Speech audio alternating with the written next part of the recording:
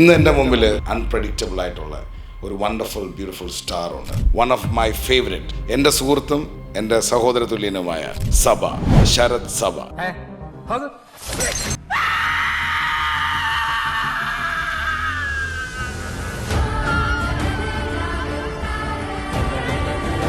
ജാനമനായിരിക്കും എനിക്കങ്ങനെ എൻ്റെ ഫസ്റ്റ് അനുഭവമാണത്.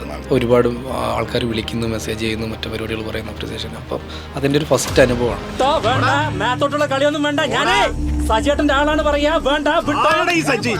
പിന്നെ അതുപോലെ പിന്നീട് ചെയ്യുന്ന എല്ലാ ഇതിലും അങ്ങനെ ഉണ്ടാകുമെന്ന് വിചാരിച്ചു. പക്ഷെ അങ്ങനെ എല്ലാത്തിലൊന്നും അതുപോലെ ഒന്നും ഉണ്ടായിരുന്നില്ല. ഞാൻ ഡ്രാമ സ്കൂളിൽ വരുന്നതിന് മുൻപ് ഉള്ള അഭിനയ രീതിയും ഡ്രാമ സ്കൂളിൽ വന്നതിന് ശേഷമുള്ള അഭിനയ രീതിയും തമ്മിൽ ഒരുപാട് മാറ്റം വന്നിട്ടുണ്ട്.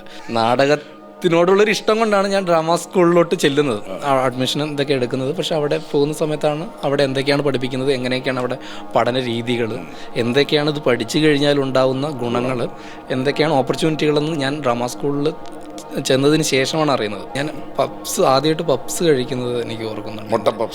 എഗ് പപ്സ് കഴിക്കുന്നത് എൻ്റെ അമ്മായിയുടെ കല്യാണത്തിന് പുറപ്പിടി എന്ന് പറയുന്നൊരു പരിപാടിയില്ലേ, അങ്ങോട്ട് പുറപ്പിടിക്ക് പോയ സമയത്ത് ഈ മിച്ചറും ഇതിൻ്റെ കൂടെ വലിയൊരു ഒരു കണ്ടം സാധനം കഴിച്ചു നോക്കുന്ന സമയത്ത് ഇതുവരെ കിട്ടാത്തൊരു ടേസ്റ്റ്.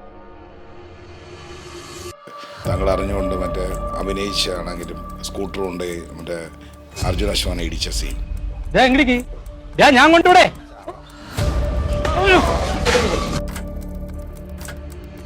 നൈറ്റ് റൈഡേഴ്സിൽ ഓട്ടോറിക്ഷ ഓടിക്കുന്ന സമയത്ത് ഒരു മാർക്ക് ചെയ്തിട്ടുണ്ടാവും, അവിടെ വന്നിട്ട് ഓട്ടോ നിർത്തണം. ഓട്ടോ എന്ന് വെച്ച് കഴിഞ്ഞാൽ കുഴപ്പമൊന്നുമില്ല. ബ്രേക്ക് ചെയ്യുന്ന സമയത്ത് ഒന്ന് പമ്പ് ചെയ്ത് ബ്രേക്ക് ചെയ്താൽ അതെന്ത് പമ്പ്.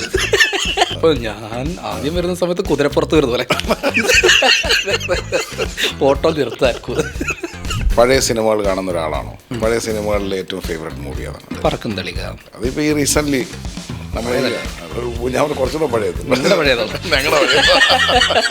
ഞാൻ ഗന്ധർവൻ പഴയതാണോ? അങ്ങനെ സിനിമയൊക്കെ വന്നാൽ താങ്കൾ ചെയ്യും.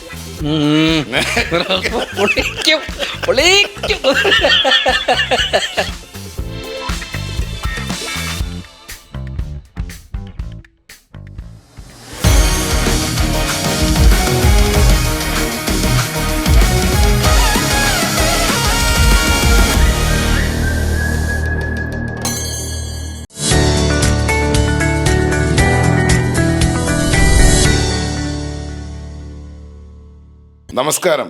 Four me life is like a kitchen. എന്തും കുക്ക് ചെയ്യുക അല്ലേ? ജീവിതം ഇങ്ങനെ പാചകം ചെയ്യുന്നത് പോലല്ലേ.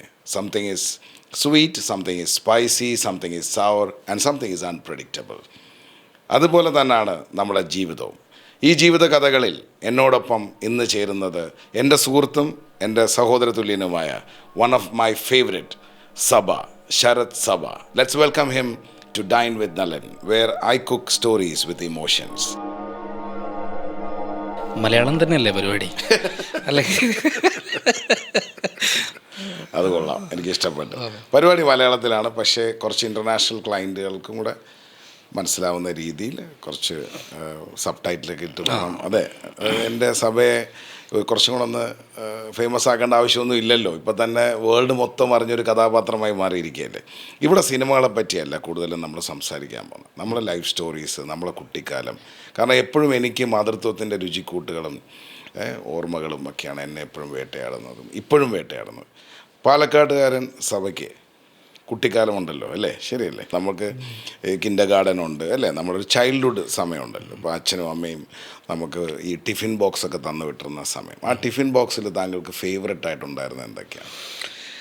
ടിഫിൻ ബോക്സ് ഞങ്ങളുടെ പഠിക്കുന്ന സമയത്ത് ഉച്ചയ്ക്ക് തുറക്കില്ല, നമുക്ക് തുറന്ന പാത്രമായിരുന്നു. പ്ലേറ്റും കൊണ്ട് കഞ്ഞി മേടിക്കാൻ പോയിട്ട് അവിടെ നിന്ന് കഞ്ഞിയും പയറും കിട്ടുന്ന അങ്ങനെ പരിപാടിയായിരുന്നു. അപ്പോൾ ഈ പൊതിച്ചോറ് ടിഫിൻ ബോക്സൊക്കെ എപ്പോഴാണ് അപ്പോൾ ആദ്യമായിട്ട്? കോളേജ് പഠിക്കുമ്പോൾ പൊതിച്ചോറ് എനിക്ക് പെട്ടെന്ന് ഓർമ്മ വരുന്നത്, ഡ്രാമ സ്കൂൾ പഠിക്കുന്ന സമയത്ത് നമ്മുടെ ഒരു കൂട്ടുകാരൻ പ്രവീൺ, അവൻ്റെ വീട്ടിൽ നിന്ന് ഇത് പൊതിച്ചോറ് കൊണ്ടുവരും. അപ്പോൾ അതിനകത്ത് മീൻകറി, മീൻ വറുത്തത്, ഓംപ്ലേറ്റ്, പിന്നെ മോരിൻ്റെ പരിപാടി, അത് ബോട്ടിൽ ഉണ്ടാകും. അത് തുറക്കുന്ന സമയത്ത് അവൻ ഇപ്പോഴും റൂമിലോട്ട് വരുന്ന സമയത്ത്, വീട്ടിൽ നിന്ന് വരുന്ന സമയത്ത് പാലക്കാട് നിന്നെല്ലാം കൊണ്ടുവരും. അവൻ്റെ വീട് അടൂരാണ്. എവിടെ കോളേജൊക്കെ പഠിച്ചത്? എവിടെയാണ്? ഞാൻ തൃശ്ശൂർ ഡ്രാമ സ്കൂളിലാണ് പഠിച്ചത്. School life? സ്കൂൾ നാട്ടിൽ തന്നെ, വീട്ടിൽ നിന്ന് നടന്നു പോയിട്ട് സ്കൂളിൽ പരിപാടി പെരുങ്ങോട്ടുകുറിശി എന്ന് പറയുന്നത്. ഈ സ്കൂളുകളിൽ പഠിക്കുന്ന സമയത്ത് സ്പോർട്സ് ഉണ്ട്, ആർട്സ് ഉണ്ട് അല്ലേ? അപ്പോൾ അഭിനയിക്കുമായിരുന്നു എന്ന് പറഞ്ഞു. സ്കൂളിൽ ജീവിതത്തിൽ ചെയ്ത ആദ്യത്തെ ഷോയോ അല്ലെങ്കിൽ ആദ്യത്തെ സ്റ്റേജിൽ കയറി നിന്നത് ഓർമ്മയുണ്ടോ? സ്കൂളിൽ LP സ്കൂൾ പഠിക്കുന്ന സമയത്ത് അത് സ്റ്റേജ് അല്ലായിരുന്നു, കവിതാ പാരായണത്തിന് കയറിയിട്ടുണ്ടായിരുന്നു. കവിത ചൊല്ലും? ഇല്ലല്ല, ഞാൻ പറഞ്ഞു വരുന്ന സമയത്ത് ആ ചോദ്യം പ്രസക്തി ഇല്ലാത്ത കവിത പാരായണം ഞാൻ വിശ്വസിച്ച് കയറി അങ്ങ് നിന്ന്. പാരായണം എന്ന് പറയുന്ന സമയത്ത് വീട്ടിൽ നിന്ന് അച്ഛൻ ഇവരുടെ അടുത്തൊക്കെ പറയുന്ന സമയത്ത് നാരായണത്തൂർ അന്തൻ്റെ കവിതയൊക്കെ പഠിപ്പിച്ചു തന്നു.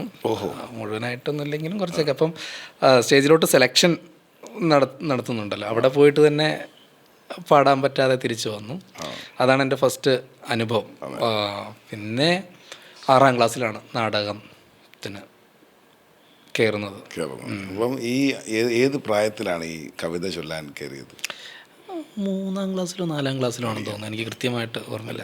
പക്ഷേ നമ്മളൊക്കെ ഇപ്പോൾ ഫോർ എക്സാമ്പിൾ പറയുകയാണെങ്കിൽ നമ്മുടെ കുട്ടിക്കാലത്ത് അങ്ങനെയുള്ള ആദ്യത്തെ കാര്യമൊക്കെ ഉണ്ടല്ലോ, ഫസ്റ്റ് ടൈം കാര്യം തോറ്റുപോയി ഇല്ലെങ്കിൽ നമുക്ക് നടന്നില്ല എന്നുണ്ടെങ്കിൽ നമ്മളത് പിന്നെയും ഒന്ന് പരീക്ഷിക്കാൻ ശ്രമിക്കും. അങ്ങനെ ഈ നാരായണത്ത് ഭ്രാന്തനെ പിന്നെ പരീക്ഷിക്കാൻ ശ്രമിക്കും? എവിടെയില്ല, അങ്ങനെയുള്ളൊരു വാശിയായിരിക്കില്ല. ഒരു വാശിയില്ല, അതോടുകൂടി വിട്ടു. കവിത എന്ന് പറയുന്നതേ വിട്ടോ? അതെ. പിന്നെ അഭിനയത്തിലേക്ക് കടന്നു. അഭിനയത്തിൽ അതൊരു അപ്രതീക്ഷിതമായിട്ട് സംഭവിക്കുന്നൊരു കാര്യമായിരുന്നു. കൃഷ്ണൻകുട്ടി ഏട്ടൻ എന്ന് പറയുന്ന ഒരു പുള്ളിയുണ്ട്. ആ പുള്ളിയാണ് ഞങ്ങളുടെ സ്കൂളുകളിൽ നാടകങ്ങളൊക്കെ പഠിപ്പിച്ചുകൊണ്ടിരുന്നത്. ശരി. അപ്പോൾ ഒരു ദിവസം ഞാൻ വീട്ടിൽ നിന്ന് പിണങ്ങിയിട്ടോ വഴക്കിട്ടോ അമ്മയായിട്ട് എന്തോ വഴക്കിട്ടിട്ട്, അന്നേ ഒരു വഴക്കാളിയാ? അമ്മയല്ല, ഞാൻ അമ്മയായിട്ട് വഴക്കിട്ടിട്ട് എന്തോ, അന്ന് സ്കൂളില്ല, ഗ്രൗണ്ടിൽ പിള്ളേരൊക്കെ കളിക്കുമായിരിക്കും ചിലപ്പം, അവിടെ പോയി നിൽക്കുക, അങ്ങനെ ടൈം സ്പെൻഡ് ചെയ്യാൻ വേണ്ടി പോയ സമയത്ത് കൃഷ്ണൻകുട്ടിയേട്ടൻ എപ്പോഴും വന്ന് നിൽക്കുന്നൊരു ഐസൊക്കെ ഉണ്ടാക്കുന്നൊരു കമ്പനി ഉണ്ട് അവിടെ. അപ്പോൾ അവിടെ വെച്ചിട്ട് പുള്ളീനെ കണ്ട സമയത്ത് അപ്പോഴത്തെ ഒരു ചൂടിൽ ഞാൻ ചോദിച്ചതാ, ചേട്ടാ നാടകത്തിൽ എന്നെയും കൂട്ടുമോ, നാടകത്തിൽ അഭിനയിപ്പിക്കുമോ എന്നൊക്കെ ചോദിച്ചു. അപ്പോൾ ഏതാ ക്ലാസ്? അപ്പോൾ 6ാം ക്ലാസ്. 6D. അപ്പോൾ നാളെ തിങ്കളാഴ്ച, അപ്പോൾ നാളെ റിഹേഴ്സലുണ്ട് വൈകിട്ട്, ഞാൻ വിളിപ്പിക്കാം എന്ന് പറഞ്ഞു. ക്ലാസ് കഴിയുന്ന ലാസ്റ്റ് പീരീഡിലും എങ്ങോട്ടോ ഒരു കുട്ടി വന്നിട്ട് എന്നെ വിളിച്ചു, ശരത്തെ നാടകത്തിൽ അഭിനയിക്കാൻ താല്പര്യമുണ്ടോയെന്ന് പറഞ്ഞു. ക്ലാസ് കഴിഞ്ഞ് കഴിഞ്ഞാൽ 6A അങ്ങോട്ട് വരണമെന്ന് പറഞ്ഞു. ഞാൻ പോയപ്പോഴത്തേക്ക് അവർ മറ്റേ പ്രാക്ടീസും പരിപാടികളൊക്കെ ഇങ്ങനെ ജസ്റ്റ് ഒന്ന് നോക്കി പരിപാടികൾ വെച്ചിട്ട് നമ്മളെങ്ങനെ നാടകത്തിലോട്ട് എടുത്തു. ആദ്യത്തെ കഥാപാത്രം ഏതായിരുന്നു? ആദ്യത്തെ കഥാപാത്രം എന്ന് പറയുന്ന സമയത്ത് കുട്ടി എന്താ മത്സരത്തിനൊക്കെ പങ്കെടുക്കുന്ന, ഞങ്ങളുടെ നാടകത്തിന് അകത്തൊരു നാടകമായിരുന്നു. അപ്പോൾ ആ നാടകത്തിൽ അഭിനയിക്കുന്നൊരു കുട്ടി. അപ്പോൾ ആ മാഷിൻ്റെ പേരെന്താണ് ആദ്യമായിട്ട് സംവിധാനം ചെയ്ത്? കൃഷ്ണൻകുട്ടി ഏട്ടനാണ്. അതെ അല്ലേ? തലയിൽ തൊട്ട് ധോണിയെ ഫുട്ബോൾ കളിച്ചുകൊണ്ടിരുന്നപ്പോൾ വിളിച്ചുകൊണ്ട് പോയത് കണക്ക് ഇന്നൊരു ഇന്റർനാഷണൽ അറിയപ്പെടുന്ന ഒരു സ്റ്റാറാക്കി മാറ്റാൻ വഴിത്തിരിവ് ഇരിക്കണം. ഞാൻ പറഞ്ഞിട്ട് പിന്നെ ആര് പറയും? അല്ലേ? ബേസിക്കലി അതാണല്ലോ ഒരു വഴിത്തിരിവെന്ന് പറയുന്നത് അല്ലേ?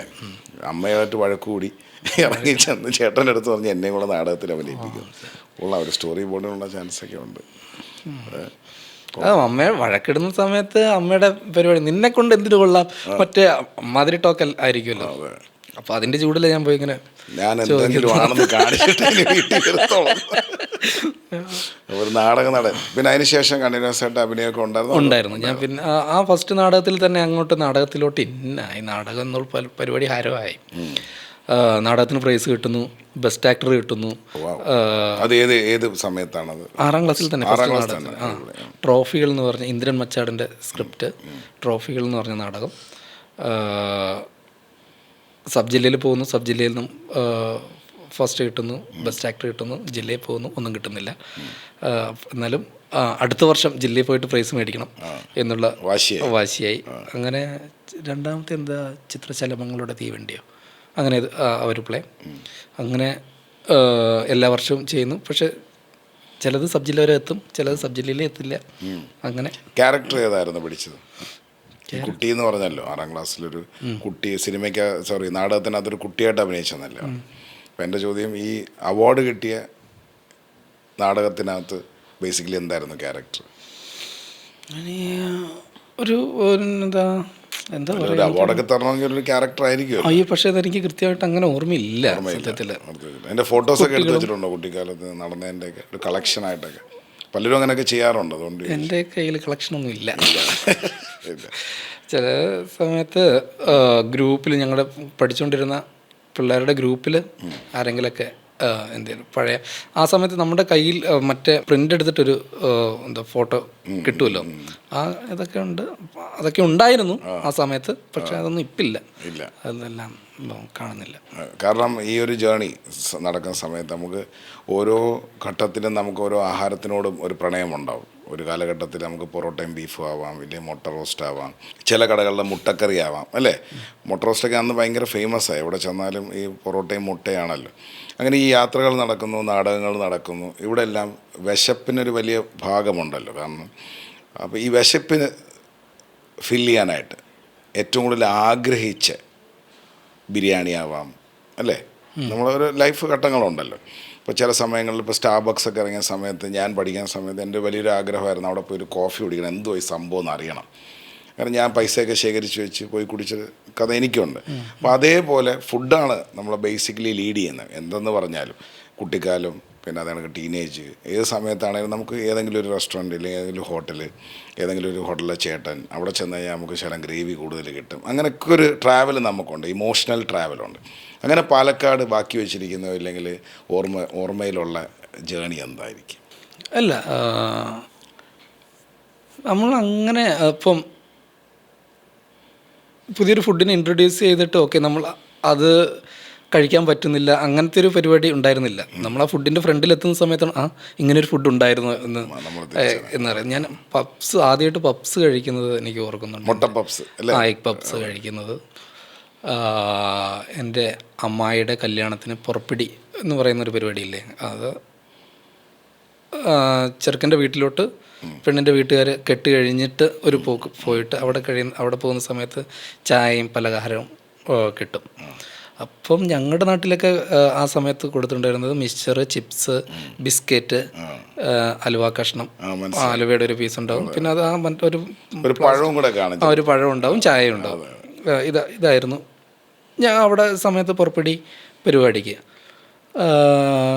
അമ്മായിയുടെ മാമൻ്റെ വീട് പൊന്നാനിയായിരുന്നു.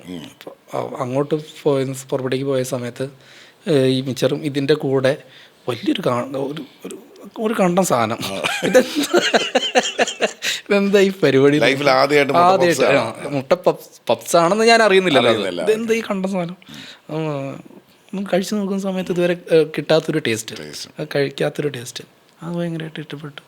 പിന്നെ അപ്പോഴും അതിൻ്റെ പേരെന്താണെന്ന് അന്വേഷിക്കുക പരിപാടിയൊന്നും ഉണ്ടായിരുന്നില്ല. പിന്നെ കുറച്ച് മുതിർന്ന് സ്കൂളിലൊക്കെ പഠിക്കുന്ന സമയത്ത് തൊട്ടപ്പുറത്ത് ഒരു ബേക്കറി ഉണ്ടായിരുന്നു. ബേക്കറിയിലോട്ട് പിള്ളേരോട് പോകുന്ന സമയത്ത് ഇതേ കണ്ടതായ സാധനം അവിടെ ഇരിക്കുന്നു. പിന്നെ അവിടെ നിന്ന് സ്ഥിരമായി കഴിച്ചിട്ട് അങ്ങനെ ഒരു മുട്ട പപ്സാണത് എന്നുള്ളൊരു പരിപാടി അപ്പോഴാണ് കിട്ടുന്നത്. എനിക്ക് സഭയെ അറിയാം. സഭയുടെ പേര് ഒരു ട്രാൻസ്ഫോർമേഷനാണ്. ഇപ്പം ഫോർ എക്സാമ്പിൾ നമ്മളതിനെപ്പറ്റി കുറച്ച് സംസാരിച്ചിട്ടുള്ളതാണ്. അപ്പം ഒരു സ്റ്റാർ എന്ന രീതിയിൽ നമ്മൾ ട്രാൻസ്ഫോം ചെയ്ത് വരിക, നമ്മൾ ഹോംവർക്ക് ചെയ്ത് വരിക, ഇതിലെല്ലാം ബേസിക്കലി നമുക്ക് ഓരോ ആഗ്രഹങ്ങളും ഉണ്ടല്ലോ, അച്ചീവ്മെൻറ്റ്. നമുക്ക് ഇന്ന സ്ഥലത്ത് എത്തണം, ഇന്ന സിനിമകൾ അഭിനയിക്കണം, എനിക്കൊരു സിനിമാ നടനാവണം. ഈ സിനിമാ നടനാകണം എന്ന് ഏത് പ്രായത്തിലാണ് ഓർത്തത്? ഈ കൊച്ചുനാളിൽ നാടകങ്ങളൊക്കെ ചെയ്തുകൊണ്ടിരിക്കുന്ന സമയത്ത്, ഇപ്പം ഞാൻ എല്ലാ ഇൻ്റർവ്യൂവിലും പറഞ്ഞിട്ടുണ്ടത്, നാടകങ്ങൾ ചെയ്യുമ്പോൾ മാത്രമേ ഒരുപാട് അപ്രീസിയേഷൻ കിട്ടിയിട്ടുണ്ട് എനിക്ക്. ടീച്ചർമാരുടെ ആണെങ്കിലും കൂടെ പഠിക്കുന്ന കുട്ടികളുടെ ആണെന്നുണ്ടെങ്കിലും വേറെ പരിപാടികൾ കാണാൻ വന്ന കുട്ടികളുടെ രക്ഷിതാക്കളുടെ എന്നൊക്കെ ആണെന്നുണ്ടെങ്കിലും അപ്രീസിയേഷൻ കിട്ടുന്ന പരിപാടി ഈ അഭിനയിക്കുന്ന സമയത്തായിരുന്നു. ഈ കലാപരമായിട്ട് വേറെ ഇപ്പോൾ ഏത് ആക്ടിവിറ്റിയിൽ ചെയ്തു കഴിഞ്ഞാലും അങ്ങനെ ഇതൊന്നും ഉണ്ടായിരുന്നില്ല. ഇപ്പം സ്പോർട്സ് ആണെന്നുണ്ടെങ്കിലും ക്വിസ് ആണെന്നുണ്ടെങ്കിലും വേറെ ഏത് പഠനത്തിൻ്റെ കാര്യത്തിലാണെന്നുണ്ടെങ്കിലും വേറെ ഏത് കാര്യത്തിലാണെന്നുണ്ടെങ്കിലും എനിക്ക് ഇതൊന്നുമില്ല. ആൾക്കാർ എല്ലാത്തിനും പണ്ഡിതനായിരുന്നു താങ്കൾ. അതല്ലേ പറഞ്ഞേ, അത് എല്ലാത്തിലും പങ്കെടുക്കും. അല്ല, എല്ലാത്തിലും ഫസ്റ്റ് കിട്ടിയിട്ട് പങ്കെടുക്കുന്ന ആളെ പോയതാണോ? അല്ലല്ല, അല്ല, പങ്കെടുക്കുമായിരുന്നു. ഒന്നും കിട്ടത്തില്ല, ഒന്നും കിട്ടാത്തത് കൊണ്ട് അപ്രിസിയേഷൻ കിട്ടുന്നില്ല. അപ്രിസിയേഷൻ പോലും കിട്ടുന്നില്ല. അതെ, എന്നോട് വളരെ സീരിയസ് ആയിട്ട് വേറെ ഒന്നിനും എനിക്ക് ഇങ്ങനെ അപ്രിസിയേഷൻ കിട്ടത്തില്ല. ഞാൻ മറ്റേ ക്വിസിൽ പങ്കെടുത്തു, ചെസ്സിൽ പങ്കെടുത്തു. ഒന്നും ആക്ച്വലി പറഞ്ഞ അപ്പം അടിപൊളി വരട്ടെ. അപ്പൊ ഒന്നും പ്രൈസും കിട്ടുന്നില്ല, അതുപോലെ തന്നെ അപ്രിസിയേഷനും കിട്ടുന്നില്ല, പഠനത്തിനും കിട്ടുന്നില്ല. പക്ഷെ ഭാഗ്യം കൊണ്ട് എങ്ങനെ എല്ലാ ക്ലാസ്സുകളും ജയിച്ച് പോകുന്നുണ്ട്. തോറ്റൊന്നും അവിടെ ഇരിക്കട്ടെ, അത് പിന്നെടുക്കാം. അപ്പം അങ്ങനെ അപ്പം അഭിനയം എന്ന് പറയുന്ന പരിപാടി ഓക്കെ, നമുക്ക് പറ്റുന്ന പരിപാടിയാണെന്ന് ആ കുട്ടിക്ക് അല്ല ആ ഒരു പ്രായത്തിലുള്ള ആൾക്ക് തോന്നിയിട്ട് കൊണ്ടാണ് എല്ലാ വർഷവും ഇങ്ങനെ ചെയ്യുന്നത്. ആ സമയത്തൊക്കെ ഇങ്ങനെ നമ്മൾ അഭിനയം പരിപാടി സിനിമയും കാര്യങ്ങളൊക്കെ ഇങ്ങനെ കാണുന്ന സമയത്ത് ഓക്കെ, ഒരു സമയത്ത് സിനിമയിൽ അഭിനയിച്ചാൽ കൊള്ളാം എന്നൊക്കെ കുട്ടി കാലത്ത് ആലോചിച്ചിട്ടുണ്ട്. പക്ഷെ അതെന്റെ ലക്ഷ്യം എന്റെ പിന്നെ വർഷമൊക്കെ ഓർത്തു വെക്കണ്ടേ. ഒരു പലർക്കും റെഫറൻസ് ആണ് സഭ എന്ന് പറയുന്നത്. ഇന്ന് ഇത് ആൾക്കാർ വളരെ എന്താ പറയുന്നത്, ഈ സഭ ഇല്ല. ഞാൻ ആ സമയത്ത് സിനിമാ നടനാകണമെന്ന് തീരുമാനിച്ചിട്ടുള്ള, അല്ലെങ്കിൽ പാഷനൊന്നും ഇല്ല എനിക്ക്. ആ സമയത്ത് പാഷനൊന്നും ഉണ്ടായിരുന്നില്ല, ആർത്തിയൊന്നും വന്നില്ല. ഇല്ലില്ല. പിന്നെ അതിലോട്ട് അതിൻ്റേതായിട്ടുള്ള പരിപാടികളോട്ട് തിരികെ അങ്ങനത്തെ പരിപാടികളൊന്നും ഇല്ല. ഇടയ്ക്കൊക്കെ ഇങ്ങനെ കിടക്കുന്ന സമയത്ത് ഏതെങ്കിലും സിനിമ ഒന്നൊക്കെ കിടക്കുന്ന സമയത്ത് നമ്മൾ സിനിമ നടനായി കഴിഞ്ഞാൽ എന്നുള്ളൊരു ചെറിയൊരു തോട്ട് അത്രേ ഉള്ളൂ. പിന്നെ അഭിനയിക്കുന്നത് ഇഷ്ടമാണ്. അപ്പം +2 കഴിഞ്ഞ് അപ്രതീക്ഷിതമായിട്ടാണ് ഞാൻ ഡ്രാമ സ്കൂളുണ്ട് എന്നുള്ള കാര്യം അറിയുന്നത്. അപ്പം അവിടെ പോയ സമയത്ത് അവിടെ പോകുന്നത് വരെ എനിക്ക് ഡ്രാമ അതെ കറക്റ്റാ. ഡ്രാമ സ്കൂളിൽ എത്തിയ സമയത്താണ് എന്താണ് ഇത് ഇവിടെ എന്തൊക്കെയാണ് പഠിപ്പിക്കുന്നത്, എന്താണ് പഠിപ്പിക്കുന്നത്, നാടകത്തിനോടുള്ളൊരു ഇഷ്ടം കൊണ്ടാണ് ഞാൻ ഡ്രാമ സ്കൂളിലോട്ട് ചെല്ലുന്നത്, അഡ്മിഷൻ എന്തൊക്കെ എടുക്കുന്നത്. പക്ഷെ അവിടെ പോകുന്ന സമയത്താണ് അവിടെ എന്തൊക്കെയാണ് പഠിപ്പിക്കുന്നത്, എങ്ങനെയൊക്കെയാണ് അവിടെ പഠന രീതികൾ, എന്തൊക്കെയാണ് ഇത് പഠിച്ചു കഴിഞ്ഞാൽ ഉണ്ടാവുന്ന ഗുണങ്ങൾ, എന്തൊക്കെയാണ് ഓപ്പർച്യൂണിറ്റികളെന്ന് ഞാൻ ഡ്രാമ സ്കൂളിൽ ചെന്നതിന് ശേഷമാണ് അറിയുന്നത്. അപ്പം അതിലുണ്ടാകുന്ന ഓരോ ഓപ്പർച്യൂണിറ്റി, ഒരു മാർഗമായിരുന്നു സിനിമയിലോട്ടും കൂടിയുള്ളൊരു മാർഗം ഉണ്ടെന്ന് മനസ്സിലാക്കുന്നത് ഞാൻ ഡ്രാമ സ്കൂളിൽ ചെന്നിട്ടാണ്. കാരണം അവിടെ പഠിച്ചിട്ടുള്ള കുറച്ച് സീനിയേഴ്സൊക്കെ ആ സമയത്ത് വർക്ക് ചെയ്യുന്നുണ്ടായിരുന്നു സിനിമയിൽ. അപ്പോൾ സുന്ദരവണ്ടി എന്നൊക്കെ പറഞ്ഞിട്ട് പുള്ളി ആ സമയത്ത് സിനിമകളിലൊക്കെ പോയിട്ട് അഭിനയിച്ചു. അല്ല, ആളുടെ വീട് എറണാകുളത്താണ്. പുള്ളി സിനിമകളിലൊക്കെ ചെയ്യുന്നുണ്ടായിരുന്നു. പിന്നെ നമ്മുടെ കുറച്ചും കൂടെ സീനിയേഴ്സ് ഡയറക്ടേഴ്സൊക്കെയാണ്. അപ്പം അവിടെ ചെന്നതിന് ശേഷമാണ് ഓക്കെ, അപ്പോൾ സിനിമയിലോട്ടും ഇങ്ങനെയൊരു മാർഗമുണ്ട്. പിന്നെ എനിക്ക് എൻ്റെ കൂടെ ഉണ്ടായിരുന്ന ഫ്രണ്ട്സും എല്ലാവരും സിനിമാ ആഗ്രഹങ്ങളുമായിട്ട് വന്നിട്ടുള്ളവരായിരുന്നു. അപ്പം ഞാൻ അവരുടെ കൂടെ കൂട്ടുകൂടിയതിന് ശേഷം എനിക്കും സിനിമയിലോട്ടുള്ള ഒരു പ്രകൃതിയുടെ കോളായിരുന്നു അല്ലേ, ഒരു നേച്ചേഴ്സ് കോൾ പോലായിരുന്നു. കാരണം പലതും ഞാൻ ആഗ്രഹിക്കുന്നു, ഫ്രണ്ടിൽ വരുന്നു, അതിനെ ടേസ്റ്റ് ചെയ്യുന്നു. അതിനകത്ത് മുട്ട പപ്സ് ഞാൻ ആഗ്രഹിച്ചിട്ടുണ്ടായിരുന്നില്ല, ഭയങ്കരമായിട്ട് ചെയ്യുന്നുണ്ട്, ഭംഗിയാക്കുന്നുണ്ട് കേട്ടോ. ഞാനിത് ചിന്തിച്ചു നോക്കുമ്പോഴേ ഓരോരുത്തർ കൈയും കാലും ഒക്കെ ഇട്ടടിച്ചിട്ടാണ് ഒരു മുട്ട പപ്സ് കിട്ടുന്നത്. ഇത് പ്രതീക്ഷിക്കാതെ തന്നെ ഫ്രണ്ടിലൊരു സാധനം വന്നിരിക്കുക, സിനിമ. എന്നാ പിന്നെ ഒന്ന് അഭിനയിച്ചാളെ, അങ്ങനെയാണോ സംഭവം? അല്ല, സിനിമയിലോട്ട് കൈയും കാലും ഇട്ടടിച്ച് തന്നെ കയറിയത്. അത് നമ്മൾ ആ ഡ്രാമ സ്കൂളിൽ പഠിച്ചുകൊണ്ടിരിക്കുന്ന സമയം തൊട്ട് നമ്മൾ ഓഡീഷൻ, ഓരോരോ ആൾക്കാരെ കാണാൻ ഏതെങ്കിലും രീതിയിൽ സഹായിച്ചിട്ടുണ്ടോ? ഒരുപാട് കാര്യം. ഇപ്പോൾ ഞാൻ ഡ്രാമ സ്കൂളിൽ വരുന്നതിന് മുൻപ് ഉള്ള അഭിനയ രീതിയും ഡ്രാമ സ്കൂളിൽ വന്നതിന് ശേഷമുള്ള അഭിനയ രീതിയും തമ്മിൽ ഒരുപാട് മാറ്റം വന്നിട്ടുണ്ട്. ഡ്രാമ സ്കൂളിലോട്ട് വരുന്നത് വരെ എങ്ങനെയാണ് എൻ്റെ അഭിനയം എന്ന് പറഞ്ഞു കഴിഞ്ഞാൽ, നമ്മുടെ ഈ കൃഷ്ണൻകുട്ടിയേട്ടൻ എന്താണോ കാണിച്ചു തരുന്നത് അത് ഇമിറ്റേറ്റ് ചെയ്ത് ചെയ്യുക എന്നുള്ളതാണ്. അതാണ് അഭിനയം എന്ന് വിശ്വസിച്ചിട്ട് അതിൽ പ്രൈസ് കിട്ടിയാലും ആനന്ദിച്ചിട്ട് ഞാൻ സൂപ്പറാണ് എന്നൊക്കെ വിചാരിച്ചുകൊണ്ട് ഡ്രാമ സ്കൂളിലോട്ട് വരുന്നത്. അവിടെ വന്നിട്ടാണ് വേറൊരു ഹോംവർക്ക് പരിപാടികൾ അറിയുന്നത്, രീതികൾ അറിയുന്നത്. തൃശ്ശൂർ ആ പരിസരത്ത് ഏറ്റവും നല്ല ഫുഡ്? അയ്യോ, നിങ്ങൾ എപ്പോഴും ഫുഡുമായിട്ട് ഇങ്ങനെ കണക്റ്റഡ്. ഞങ്ങൾ ഒരു ജീവിതം തുടങ്ങുന്നത് അവസാനിക്കുന്ന ഒരു പ്ലേറ്റിലാണ്. പ്ലേറ്റിലോ? രാവിലെ ബ്രേക്ക്ഫാസ്റ്റ് കഴിക്കുന്ന പ്ലേറ്റിലല്ലേ ജീവിതം? അല്ലേ, തുടങ്ങുന്നത് നല്ലൊരു പ്ലേറ്റ് തുടങ്ങുന്നത് അതിൻ്റെ ഭംഗി എന്ന് പറയുന്നത് എൻ്റെ കാഴ്ചപ്പാട്. രാത്രി കിടക്കുന്നതിന് മുമ്പ് നല്ലൊരു പ്ലേറ്റിനകത്ത് അത് കഴിച്ച് തീർന്ന് ഏമ്പക്കവും ഇട്ട് ഒരു 15-20 മിനിറ്റൊക്കെ റെസ്റ്റ് ചെയ്തിട്ട് പോയി കിടക്കുന്നതാണ് ജീവിതം. അല്ലാണ്ട് ഈ വിഷയം ഈ നായ്ക്കൊരു പണിയില്ല, നടത്തിക്കൊരു കുറവുമില്ല എന്ന് പറഞ്ഞ് ഓടിയിട്ട് കാര്യമുണ്ടോ? എൻ്റെ ഒരു ദിവസം തുടങ്ങുന്നത് ബെഡില, അവസാനിക്കുന്നത് ബെഡില. കണ്ണു തുറക്കുമ്പോൾ ഞാൻ ബെഡില. അപ്പോൾ ആഹാരം കഴിക്കാറില്ലേ? കണ്ണടയ്ക്കുമ്പോഴും ബെഡില. അങ്ങനെ പറയുകയാണെങ്കിൽ എനിക്കിങ്ങനെ പറയാം, എനർജി വേണ്ടേ? ജീവിതം അവസാനിക്കുന്നതിൻ്റെ ഒരു കിടപ്പിലായിരിക്കും. അത് ജീവിതം, അത് ഒടുവിൽ അങ്ങനെ സംഭവിക്കും. ജനനം ഒരു കിടപ്പോട് തന്നെയായിരിക്കും. അല്ല, അത് ജീവിതം അങ്ങനെ സംഭവിക്കും. ഇത് പറയണമെന്നുണ്ടെങ്കിൽ പെട്ടെന്ന് അല്ലല്ല, താങ്കൾ പക്ഷെ ഒരു കാര്യം മനസ്സിലാക്കേണ്ടത്, ലാസ്റ്റ് ബെഡിൽ തീരുന്ന ജീവിതം എന്ന് പറയുന്നത് പിന്നെ എണീക്കാൻ പറ്റണേ പ്രാർത്ഥിച്ചുകൊണ്ട് കിടക്കേണ്ടി വരും. അത് പ്ലേറ്റിൽ തുടങ്ങി പ്ലേറ്റിൽ തീരുന്നതായിരിക്കും നല്ലത്. അപ്പോൾ അങ്ങനെയാണെന്നുണ്ടെങ്കിൽ വീണ്ടും തൃശ്ശൂർ കഴിച്ച ഏറ്റവും നല്ല, തൃശ്ശൂരുകാർ ശ്രദ്ധിക്കണം. ഇദ്ദേഹം തൃശ്ശൂർ ഡ്രാമ സ്കൂളിൽ ഒന്ന് പഠിച്ചെന്നൊക്കെയാണ് പറയുന്നത്. അവിടെ കഴിച്ച ഏറ്റവും നല്ല ആഹാരം എന്താണെന്ന് പുള്ളി ഇപ്പോൾ പറയാൻ പോവാ. ഇത് തൃശ്ശൂരുകാർക്ക് വേണ്ടി ഞാൻ ഡെഡിക്കേറ്റ് ചെയ്തു. പറയടേ. ഡ്രാമ സ്കൂളിൽ പഠിക്കുന്ന സമയത്ത് നമ്മളുടെ വിശപ്പ് പറയട്ടെ, ഇത് ചെയ്തിട്ടുള്ളത് ഷീബേച്ചിയുടെ വീട്ടിലെ ഊണ്, മീൻകറി, ഓംപ്ലേറ്റ്. ഇങ്ങനൊരു ചേച്ചി ഉണ്ടോ? ഷീബേച്ചി ഉണ്ട്. ഇപ്പോഴും ഡ്രാമ സ്കൂളുകാർക്ക് അറിയാം. ഇപ്പോഴും ഉണ്ട്. അവിടുത്തെ ഊണാണ് അവിടെ ഉള്ളത്. വീട്ടിൽ ഫുഡ് മിസ് ചെയ്യാറുണ്ടോ എന്ന് ചോദിക്കുന്നതിൽ അർത്ഥമില്ല. പക്ഷെ എന്നാലും ചോദിക്കും, വീട്ടിലെ ഫുഡ് മിസ് ചെയ്യാറുണ്ടോ? അമ്മയൊക്കെ വെച്ചിരുന്ന ചോറും കറി പാലക്കാട് പോയതിനു വേണ്ടി പോയി കഴിക്കാറുണ്ടോ? അമ്മ കുക്ക് ചെയ്യുന്നതിൽ ഏറ്റവും ഫേവറേറ്റ് ഡിഷ് ഏതാ? അമ്മ കുക്ക് ചെയ്യുന്നതിൽ കൊച്ചുനാളിൽ ചിക്കൻ കറി, തേങ്ങാക്കൊത്തൊക്കെ ഇട്ടിട്ട് ഒരു ചിക്കൻ കറി, അരച്ചല്ല തേങ്ങാക്കൊത്ത് ഇട്ടിട്ട് ഉള്ളൊരു ചിക്കൻ കറി, നാടൻ പരിപാടി. പിന്നെ അയിലക്കറി, പിന്നെ അവിയൽ. ഇതൊക്കെ പറയുമ്പോൾ വെള്ളം ഇറക്കുന്നുണ്ട്. സ്വാഭാവികം. കഴിച്ചിട്ടില്ല ഉച്ചയ്ക്ക്. നളൻ്റെ അടുത്തോട്ടാണ് വരുന്നതെന്ന് പറഞ്ഞുകൊണ്ട് കഴിക്കാതെ ഞാൻ ഒറ്റക്കാരി. അവർ ചോദിച്ചു, പിന്നെ നളൻ്റെ അടുത്തോട്ടാണ് പോകുന്ന പോലെ വാ കയറിയത് പറഞ്ഞിട്ട് വന്നതാണ്. ഒരു വയറിനല്ല, മൊത്തം ഇനി 2 പേരുടെ കൂടെ പണി കൊടുത്തോണ്ടാണ്. നമുക്ക് നോക്കാം. അത് തന്നെ ഒരു സാധനം ഞാൻ പ്രിപ്പയർ ചെയ്യണം. അല്ല, നമ്മൾ കഴിഞ്ഞ പ്രാവശ്യം ചെയ്ത കുക്കറിംഗ് ഷോ ആയിരുന്നു. ഞാൻ നളം പിടിക്കുന്നതൊക്കെ അമ്മാതിരി പരിപാടി ആയിരിക്കും എന്ന് പറഞ്ഞുകൊണ്ടല്ലേ വരുന്നത്. അതെ, ഞാൻ പിടിക്കുന്ന, പക്ഷെ ഞാൻ നടത്തുന്ന അമ്മാതിരി പരിപാടിയല്ല. അല്ലല്ലേ, നമുക്ക് റെഡിയാക്കാം. നമുക്ക് അടുത്തിരുത്തി വന്നാൽ ഒരു ദിവസം വിശാലമായി കഴിയും. ഒരു ദിവസം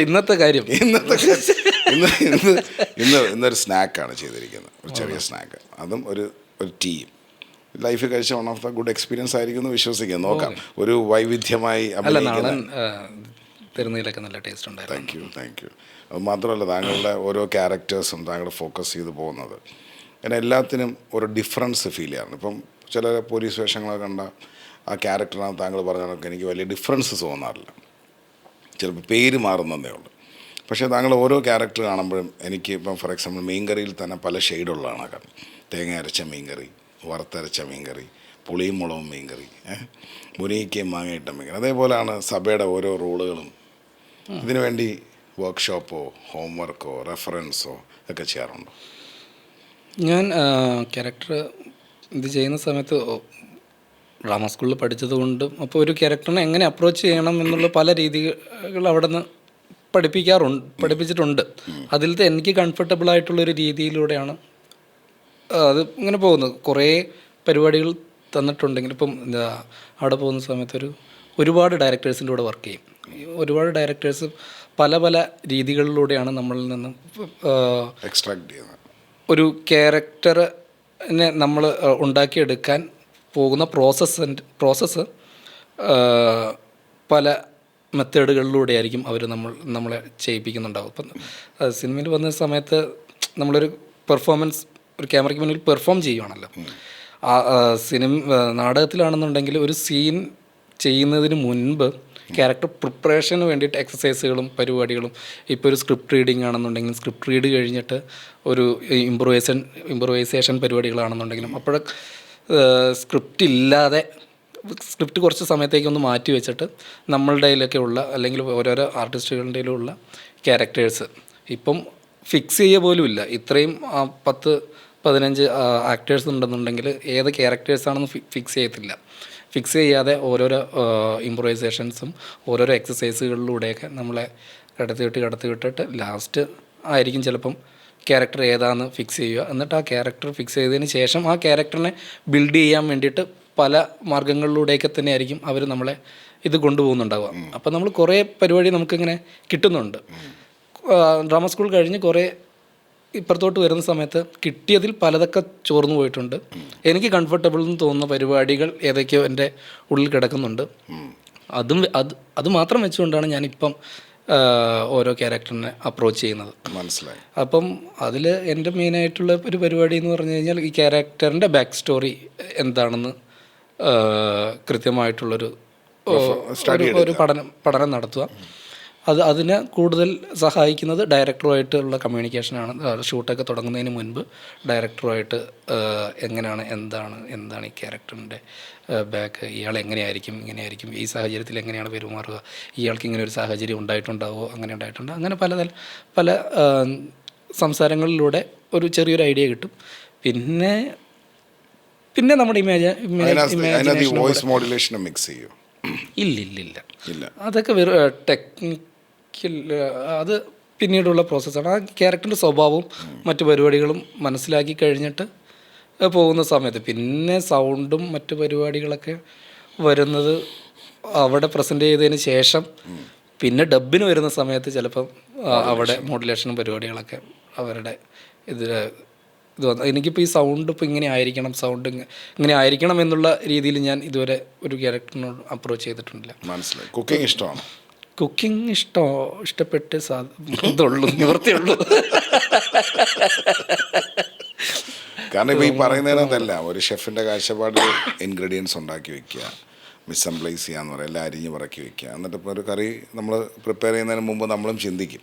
അപ്പോൾ എല്ലാവരും ഒരു ആർട്ടിസ്റ്റാണ് ബേസിക്കലി. ഇപ്പോൾ കളിനറി ആയാലും ശരി, ഫിലിം ഇൻഡസ്ട്രി ആയാലും. അപ്പോൾ താങ്കൾ ഈ പ്രോസസ്സ് പറയുന്നതിനകത്തെല്ലാം കഴിഞ്ഞ പ്രാവശ്യം ഞാനൊരു സ്റ്റേറ്റ് അവാർഡ് കിട്ടിയ നടനുമായിട്ട് സംസാരിക്കുമ്പോൾ പുള്ളി പറഞ്ഞത്, പുള്ളിയെ ഒരു ഡയറക്ടർ വിളിച്ച് ഡയറക്ടറുടെ അടുത്ത് ചെന്ന് പഠിക്കുന്ന സമയത്ത് പുള്ളിയെ കൊണ്ട് അടുക്കളപ്പണി ചെയ്യിപ്പിച്ചെന്നാണ്. ആ അടുക്കളപ്പണിയും വീട്ടുപണിയും ചെയ്തതാണ് ബേസിക്കലി ആ വ്യക്തിത്വത്തിൻ്റെ ആദ്യത്തെ സിനിമയ്ക്ക് പുള്ളിയെ ഒരുപാട് സഹായിച്ചതാണ്. അടുക്കളയിൽ നിന്നും പുള്ളി പഠിച്ചത് അറേഞ്ച് ചെയ്യുക. പുള്ളി പ്രത്യേകം പറഞ്ഞത് തലേന്ന് രാത്രി കംപ്ലീറ്റ് ക്ലീൻ ചെയ്ത് വെച്ചിട്ട് പിറ്റേന്ന് രാവിലെ വരുമ്പോൾ പാല് കാച്ചുന്നത് പോലെ അടുക്കള ഇരിക്കണമെന്നാണ്. അപ്പോൾ അദ്ദേഹത്തിൻ്റെ ആ ഒരു വാക്കുകളും എനിക്ക് മനസ്സിലാക്കാൻ പറ്റിയത് പല എക്സസൈസും നമ്മളെ ഹെൽപ്പ് ചെയ്യുന്നത് പല പ്ലേസിൽ നിന്നായിരിക്കും. ഇപ്പോൾ താങ്കൾ ഈ പറയുന്ന ഡ്രാമ സ്കൂൾ താങ്കൾക്ക് അന്ന് എക്സ്പീരിയൻസ് പോലെ തന്നെയാണ് ഈ കുക്കിംഗ് എന്ന് പറയുന്നത്. അങ്ങനെ ഈ കുക്കിങ്ങിൽ ഫണ്ണി ആയിട്ടുള്ള, അതായത് നമുക്ക് ചിരിക്കാൻ പറ്റുന്ന രീതിയിലുള്ള എന്തെങ്കിലും എക്സ്പീരിയൻസ് ഉണ്ടായിട്ടുണ്ടോ? അതോ ഏതൊക്കെ ഓരോ എക്സ്പീരിയൻസ് വെച്ചാൽ അപ്പം പുകഞ്ഞു പോയി, ചിലപ്പോൾ കരിഞ്ഞു പോയി, അതിനെ ഞാൻ മേക്ക് ഓവർ ചെയ്തു, ഇല്ലെങ്കിൽ ഞാൻ കഷ്ടപ്പെട്ടു, ഇല്ലെങ്കിൽ ഈ സമയത്ത് ഞാൻ ഇതിനു വേണ്ടി ആഗ്രഹിച്ചിരുന്നു. അങ്ങനെ കുക്കിങ്ങിന് പല ജോണേഴ്സ് ഉണ്ട്. ഞാൻ ആഗ്രഹിച്ച് കുക്ക് ചെയ്തു പക്ഷേ സക്സസ് ആയില്ല. അങ്ങനെ എന്തെങ്കിലും ഒരു കുക്കിംഗ് സ്റ്റോറി പറയാനുണ്ടോ? എനിക്കങ്ങനെ കഥയായിട്ട് ഫണ്ണിയായിട്ടുണ്ടല്ലോ എന്നറിയില്ല. അപ്പം ഞാൻ ചെയ്തൊരു ഫുഡ് കഴിക്കണമെന്നുണ്ടെങ്കിൽ ചിലപ്പോൾ നാളെ ഫണ്ണിയായിട്ട് തോന്നും. കഥയായിട്ട് ഇതിനു മുമ്പ് കുക്ക് ചെയ്ത ഏറ്റവും നല്ല ഡിഷ് കഞ്ഞിയും പയറെന്ന് പറഞ്ഞാളായിരുന്നു. അല്ല, ഏറ്റവും നല്ല ഡിഷ് ഈ ലാസ്റ്റ് ചെയ്തിട്ട് സക്സസ് ആയിട്ടുള്ളൊരു പരിപാടി മറ്റേ ലാലേട്ടൻ്റെ റെസിപ്പിയിൽ മറ്റേ തേങ്ങ ചുട്ടിട്ടൊരു ചിക്കൻ നമ്മുടെ റെസിപ്പിയിലുണ്ടാക്കിയില്ലേ, ലാലേട്ടൻ്റെ റെസിപ്പിയിലുണ്ടാക്കിയത്.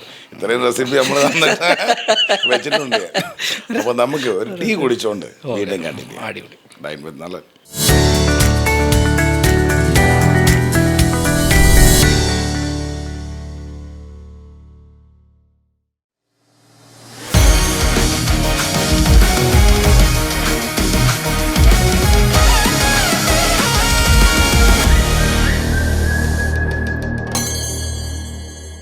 Welcome back. You're watching Dine with Nalin, and today I have the wonderful actor Sharat Sabha on board with me. Sharat Sabhയ്ക്ക് ഒരു വളരെ ബ്യൂട്ടിഫുൾ ഡിഷ് പ്രിപ്പയർ ചെയ്തിട്ടുണ്ട്. ആംബ്രോസിയ ടീ അലോങ് വിത്ത് എള്ളുണ്ട. അതെ, ആംബ്രോസിയ ടീ എന്ന് പറയുന്നത് ബട്ടർഫ്ലൈ ബ്ലൂ പീ ഫ്ലവർ, നമ്മൾ നാടൻ ഭാഷയിൽ പറഞ്ഞാൽ ശംഖുപുഷ്പവും നന്നാരിയുടെ വേരും അങ്ങനെ ഒക്കെ ചേർന്ന് മിക്സ് ചെയ്തിട്ടുണ്ടാക്കുന്ന ഒരു മിശ്രിതമാണ്. ഈ ശംഖുപുഷ്പത്തിന് തന്നെ 36 ഔഷധ ഗുണങ്ങളുണ്ടെന്നാണ് പറയുന്നത്. സോ ഒരു സ്പെഷ്യൽ ടീ ആണ്. It's known as the drink of God. So let's cheers with ambrosia. Experience ചെയ്യാം. പിന്നെ ഔഷധപൂർണ്ണമായ നമ്മുടെ നാടൻ സ്വന്തം വെള്ളുണ്ടേ.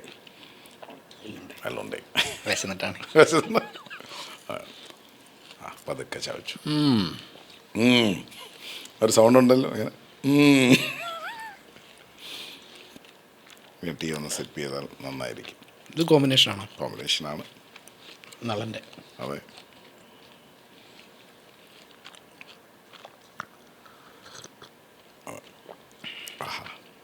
അപ്പോൾ നമ്മൾ തൃശ്ശൂർ വിശേഷങ്ങൾ നിൽക്കുകയാണ്, ഡ്രാമ സ്കൂളിൽ നിൽക്കുകയാണ്.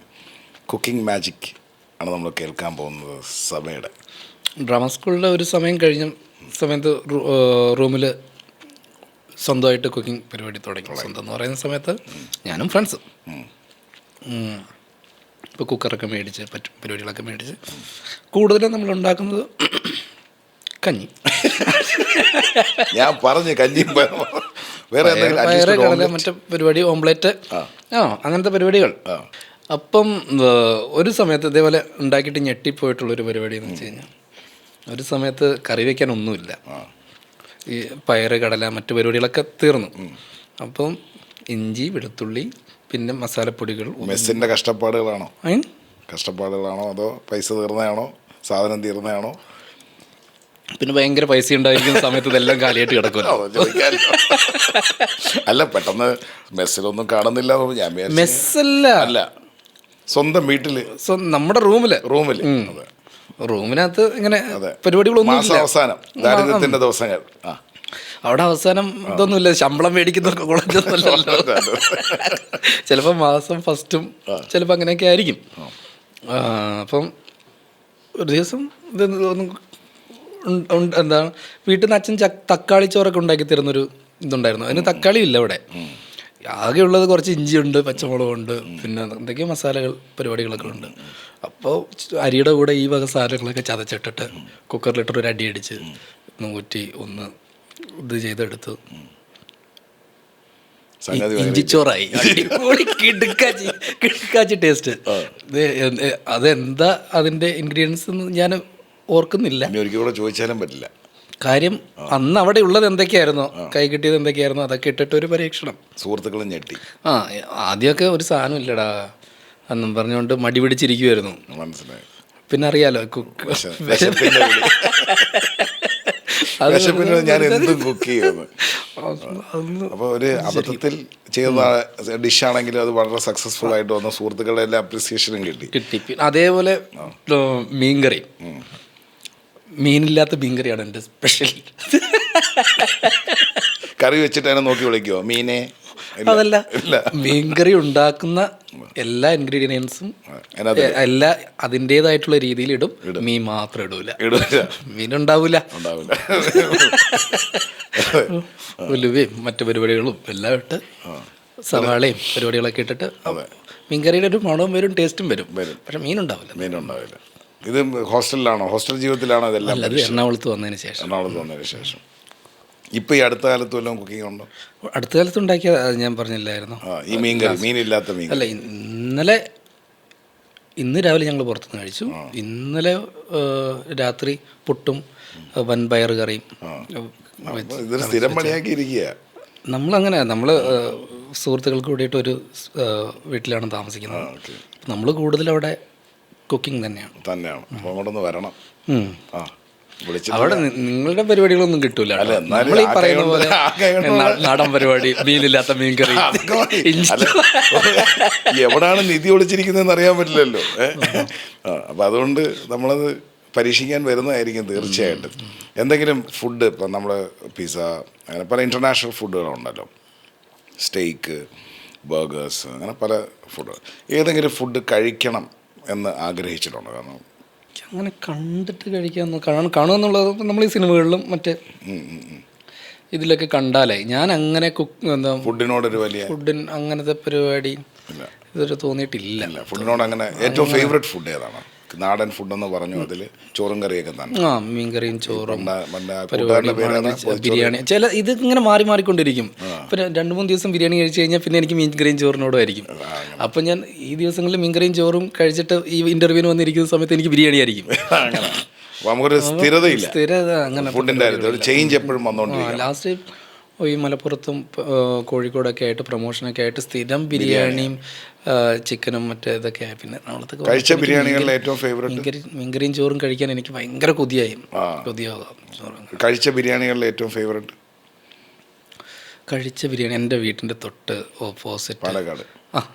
ഓപ്പോസിറ്റ് അവിടെ ഇല്ലേ NMR ബിരിയാണിയൊക്കെ ഉള്ളത്? NMR ബിരിയാണി ഉണ്ട്, ഭയങ്കര ഫേമസ് ആണ്. ഞാൻ ഷോപ്പുകളുടെ ഇതല്ല പറയുന്നത്, വീട്ടിൽ ഉണ്ടാക്കുന്നൊരു ബിരിയാണി ഉണ്ടായിരുന്നു. പെരുന്നാളിന് അവർ പെരുന്നാളിനൊക്കെ ആയി കഴിഞ്ഞാൽ മട്ടനും ചിക്കനും ഉണ്ടാക്കിയിട്ട് നമ്മുടെ ബിരിയാണി ഭയങ്കര ഫേമസ്. ഓണത്തിന് സദ്യയൊക്കെ ഉണ്ടാക്കിയിട്ട് അങ്ങോട്ട് കൊടുക്കും അവർ. ബിരിയാണിയൊക്കെ പെരുന്നാളിനൊക്കെ ബിരിയാണി ഇങ്ങോട്ട് തരും. അവിടെ ഈ NMR ബിരിയാണി പോലെ തന്നെ നല്ല എരിവൊക്കെ ആയിട്ടുള്ളൊരു പരിപാടിയായിരുന്നു. NMR ബിരിയാണീനേക്കാൾ വേറൊരു ടേസ്റ്റ് ആയിരിക്കും, പക്ഷേ എനിക്കതായിരിക്കും ബിരിയാണി ഇഷ്ടമാണ്. അപ്പം വേറൊരു ചോദ്യം, ഈ സിനിമ എപ്പോഴാണ് സീരിയസ് ആയിട്ട് എടുത്തത്? ഇപ്പോൾ നമ്മൾ വളരെ സീരിയസ് ആയിട്ട്, കാരണം ഫസ്റ്റ് ഒരു ചാൻസ് കിട്ടുന്നു, ട്രൈ ചെയ്യുന്നു, ഹിറ്റാവുന്നു, അങ്ങ് പോകുന്നു. പക്ഷേ ഇനി എൻ്റെ ലൈഫ് സിനിമയാണ് എന്ന് സീരിയസ് ആയിട്ട് എടുത്ത മൊമെൻ്റ് ഏതാണ്? അത് സിനിമ കിട്ടുന്നതിന് മുൻപ് തന്നെ എടുത്തിട്ടുള്ള പരിപാടിയാണ്. ഇപ്പോൾ സിനിമയിൽ ഇനി സിനിമ പരിപാടികൾ നോക്കാം എന്നുള്ള ഇതുള്ളത് കൊണ്ടാണ് എറണാകുളത്തേക്ക് നമ്മൾ വരുന്നത്. ഫ്രണ്ട്സൊക്കെ ആയിട്ട് എറണാകുളത്തേക്ക് നമ്മൾ വരുന്നത്.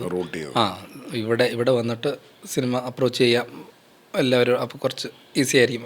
ഒരു പണ്ടത്തെ എല്ലാവരും ചെന്നൈ പോകുന്ന പോലെ നമ്മൾ ഡ്രാമ സ്കൂൾ കഴിഞ്ഞ് നേരെ വരുന്നത് എറണാകുളത്ത് വന്നത് അതിനാണ്. എറണാകുളത്ത് വന്നിട്ട് പാരലി നമ്മൾ പല പരിപാടികളും ചെയ്യുന്നുണ്ടെങ്കിലും സിനിമ നമ്മൾ ഭയങ്കര ട്രൈ ചെയ്തുകൊണ്ടിരിക്കുന്നുണ്ടായിരുന്നു. അപ്പോഴേക്കും സീരിയസ് ആയിട്ട് തന്നെയായിരുന്നു സിനിമ. സൂപ്പർ. ഈ അടുത്ത കാലത്ത് വൈറലായതാ മറ്റേ താങ്കൾ അറിഞ്ഞുകൊണ്ട് മറ്റേ അഭിനയിച്ചാണെങ്കിലും സ്കൂട്ടർ കൊണ്ട് മറ്റേ അർജുൻ അശ്വാനെ ഇടിച്ച സീൻ. ഇടിച്ചത് അഭിനയിച്ചതല്ല, അത് പറ്റിയൊരു അപകടമാണ്. ഭയങ്കര വൈറലായല്ലോ. ഈ സ്ഥിരം സിനിമകളുടെ ഇടയിൽ താങ്കൾ പണി കൊടുക്കാറുണ്ടോ? ചോദിക്കാമല്ലോ. അത് പക്ഷേ ഭയങ്കര വൈറലായിട്ടോ. പുള്ളിക്കൊന്നും സംഭവിക്കാറുണ്ട്, നന്നായി. അങ്ങനെ ലോകയിലോ വേറെ അങ്ങനെ സിനിമയിലൊക്കെ ഇങ്ങനെ ഓട്ടോറിക്ഷയൊക്കെ ഓടിച്ചായിരുന്നല്ലോ എൻ്റെ ഇടയിൽ. സ്ഥിരം ഓട്ടോറിക്ഷയിൽ ഇറങ്ങുന്ന സമയമില്ല, ഏത് സിനിമ ഉണ്ടായാലും അതിനകത്തൊരു ഓട്ടോറിക്ഷയ്ക്കകത്ത് കയറിയിരിക്കും. മറ്റ് പണി കിട്ടിയിട്ടില്ല. നൈറ്റ് റൈഡേഴ്സിൽ ഓട്ടോറിക്ഷ ഓടിക്കുന്ന സമയത്ത് മറ്റേ ലൈറ്റൊക്കെ ഇട്ട് ഇത് ഒരു മാർക്ക് ചെയ്തിട്ടുണ്ടാവും, അവിടെ വന്നിട്ട് ഓട്ടോ നിർത്തണം. ഓട്ടോ നിർത്തിയിട്ട് ലൈബ്രറിക്കകത്ത് മാത്യും ഇതൊക്കെ ഉണ്ടാവും. ശ്യാമ കയറ് എന്ന് പറയുന്ന പരിപാടിയാണ്. അപ്പോൾ ഡോറിൻ്റെ ലൈബ്രറിയുടെ ഡോറിൻ്റെ അപ്പുറത്താണ് ഇത് ക്യാമറ ഉള്ളത്. അപ്പോൾ ഈ മാർക്കിൽ നിർത്തി കഴിഞ്ഞാലേ ഇത് കിട്ടത്തുള്ളൂ. അപ്പോൾ ഈ ഓട്ടോ എന്ന് വെച്ച് കഴിഞ്ഞാൽ കുഴപ്പമൊന്നുമില്ല, ഓട്ടോ കുഴപ്പമൊന്നുമില്ല. ബ്രേക്ക് ചെയ്യുന്ന സമയത്ത് ഒന്ന് പമ്പ് ചെയ്ത് ബ്രേക്ക് ചെയ്താൽ അതെന്ത് പമ്പ്?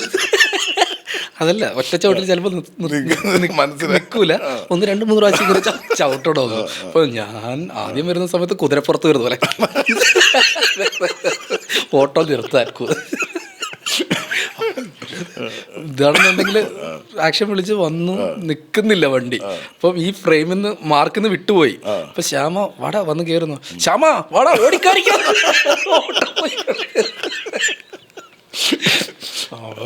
പിന്നെ പരിപാടി ആ ആംഗിൾ വിട്ടു. ഇത് നിൽക്കുന്നില്ല, കറക്റ്റ് പൊസിഷനിൽ നിൽക്കുന്നില്ല. അവിടെ സ്റ്റോപ്പിൽ നിർത്തണമെന്നുണ്ടെങ്കിൽ ഞാൻ എവിടെ നിന്ന് പമ്പ് ചെയ്യണം എന്ന് എനിക്കറിയില്ല. നമുക്ക് അവിടെ വന്നു കഴിഞ്ഞാൽ ഒറ്റ ചവിട്ടിൽ ആ പരിപാടി കിട്ടുന്നില്ല. ഈ സിനിമയ്ക്കൊക്കെ വേണ്ടിയാണോ ഈ ഓട്ടോയൊക്കെ ഓടിക്കാൻ പഠിക്കുന്നത്? തലവരക്കാണ് ഞാൻ ആദ്യമായിട്ട് ഓട്ടോ ഓടിക്കുന്നത്. ഞാൻ ശ്രദ്ധിച്ചൊരു കാര്യം, ഈ നൈറ്റ് റൈഡേഴ്സിനകത്ത് താങ്കളുടെ ഷർട്ടിനെല്ലാം ഒരു പാറ്റേൺ ഉണ്ടായിരുന്നു, ഡ്രസ്സിങ് പാറ്റേൺ ഉണ്ടായിരുന്നു. അതങ്ങനെ താങ്കൾ തന്നെ സെലക്ട് ചെയ്തതാണ്? അല്ല, കോസ്റ്റ്യൂമർ അങ്ങനെ. അത് ഭയങ്കര രസമായിരുന്നു. ഭയങ്കര അതൊരു ഓട്ടോ ഡ്രൈവർ അല്ലേ, ഒരു പാറ്റേൺ പിടിച്ച് പോകുന്ന ഒരു സ്റ്റൈലിഷ് ക്യാരക്ടർ. ഇടയ്ക്ക് ഞാൻ വിചാരിച്ചു താങ്കളാണ് വില്ലനെന്ന്. പിന്നെ എനിക്ക് മനസ്സിലായി താങ്കളല്ല. ഞങ്ങളിങ്ങനെ ഡിസ്കഷൻ മതി, കാരണം എല്ലാ സിനിമയ്ക്കകത്ത് ഇങ്ങനെ ചെറിയ പരിപാടികളായിട്ടൊക്കെ വരുന്നതുകൊണ്ട്. അപ്പോൾ ആ പാറ്റേൺ താങ്കൾ സജസ്റ്റ് ചെയ്തതല്ല. പിന്നെ മിക്ക സമയം കിട്ടുമ്പോൾ എല്ലാം ഷട്ടൂരി കളയുന്നുണ്ട്. ഞാൻ അങ്ങനെ കോസ്റ്റ്യൂം ഒന്നും സജസ്റ്റ് ചെയ്യാറില്ല. പരിപാടി അറിയുന്ന ടീംസൊക്കെ തന്നെയായിരിക്കും ആ പരിപാടി ചെയ്യുന്നത്. പിന്നെ പാറ്റേൺ കൊള്ളായിരുന്നു, ആ ക്യാരക്ടറിന് രജിസ്റ്റർ ആവാൻ നല്ലൊരു പാറ്റേൺ ആയിരുന്നു. ആ ഓരോ സെറ്റുകളും ഉണ്ടല്ലോ, ഈ ഓരോ സെറ്റുകളിലും കഴിച്ച ഫുഡുകളെ പറ്റി നമുക്ക് എടുക്കാം. ഓരോരുത്തരും പറയാറുണ്ട് നല്ല ആക്ടേഴ്സിന് ടിഫിൻ ക്യാരിയർ കൊണ്ടുവരും, ബാക്കിയുള്ളവർക്ക് മെസ്സായിരിക്കും. താങ്കൾ ഈ മെസ്സിൽ അല്ലേ, അങ്ങനെ സെറ്റിൽ പല ഡിസ്കഷൻസും വരാറുണ്ട്. സീനിയർ ആക്ടർ ആകുമ്പോൾ അവർക്ക് ടിഫിനായിരിക്കും, തട്ടുകളൊക്കെ വെച്ചിട്ടായി കൊണ്ടുവരും. ഞങ്ങൾക്ക് എല്ലാവർക്കും അങ്ങനെ തന്നെ തട്ടുകളിൽ തന്നെ. അപ്പോൾ ആ മെസ് ഫുഡിൽ ഏറ്റവും ഇഷ്ടപ്പെടുന്ന ഫുഡ് ഏതാണ്? എനിക്ക് പേഴ്സണലി ബ്രേക്ക്ഫാസ്റ്റാണ് ഇഷ്ടം. അവിടെ ദോശ, ഇഡ്ഡലി, ചിലപ്പോൾ പൂരി, ചിലപ്പോൾ പുട്ട്, അങ്ങനത്തെ പരിപാടികൾ ഭയങ്കര ഇഷ്ടമാണ്. മെസ് ഫുഡ് ഇഷ്ടമാണ്, ബ്രേക്ക്ഫാസ്റ്റ് പരിപാടികൾ ഇഷ്ടമാണ്. അതെ. അപ്പോൾ ഇപ്പം ചില മെസ്സൊക്കെ ഭയങ്കര റിച്ച് ആയിരിക്കും, ചില മെസ്സ് ചിലപ്പം ഇപ്പോഴത്തെ ഈ മെസ് ഫുഡ് ഒക്കെ എന്നാലും എല്ലാ ഏത് പടത്തിൽ പോയി കഴിഞ്ഞാൽ ഇതേ സെയിം പാറ്റേൺ സെയിം പാറ്റേൺ പരിപാടികൾ തന്നെ അങ്ങനെയാണ്. ഏത് പരിപാടിയില്ല, ഞാൻ ചെയ്തിട്ടുള്ള എല്ലാ പരിപാടികളും അങ്ങനെ പറയാം. എത്ര സിനിമയായി ടോട്ടലി? അയ്യോ, എനിക്ക് അങ്ങനെ കൃത്യമായിട്ട് ഞാൻ അങ്ങനെ നോക്കി വെക്കണം. ഇല്ല, ഞാൻ നമ്പറിലല്ല കാര്യം എന്ന് ഞാൻ വിശ്വസിക്കുന്നു. അതെ, എന്നാലും ഇപ്പോൾ ഈ അഭിനയിച്ച സിനിമകളെല്ലാം വളരെ നന്നായി വന്നിട്ടുണ്ട്. മാത്രമല്ല, താങ്കൾ പഴയ സിനിമകൾ കാണുന്ന ഒരാളാണോ? പഴയ നാടോടിക്കാറ്റ് അങ്ങനെ സിനിമകളുണ്ടല്ലോ, പഴയ സിനിമകളിലെ ഏറ്റവും ഫേവറേറ്റ് മൂവി അതാണ്. റാംജി റാവു, നമുക്ക് മറക്കാൻ പറ്റില്ല, ലീന ഹരിഹർ നഗർ അല്ലേ, സദയം, അങ്ങനെ ഒരുപാട് സിനിമകളുണ്ട്. താങ്കളൊരു ഫേവറേറ്റ് പടം പറയാം, പഴയ സിനിമകൾ എല്ലാവർക്കും ഉണ്ട്. പറക്കും തളിക. അതിപ്പോൾ ഈ റീസെൻ്റ്ലി നമ്മുടെ ഞാൻ കുറച്ചുകൂടെ പഴയത്, ഞങ്ങളുടെ എനിക്ക് ഇഷ്ടപ്പെട്ട കണ്ടിന്യൂ സാമ്രാജ്യം കണ്ടിട്ടുണ്ടോ?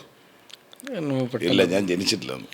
അല്ല, ഞാൻ അങ്ങനെ കാണുന്ന പഴയ പടം എന്തോ ഞാൻ ഗന്ധർവൻ പഴയതാണോ? ഓ, അടിപൊളിയല്ലേ? ആണോ?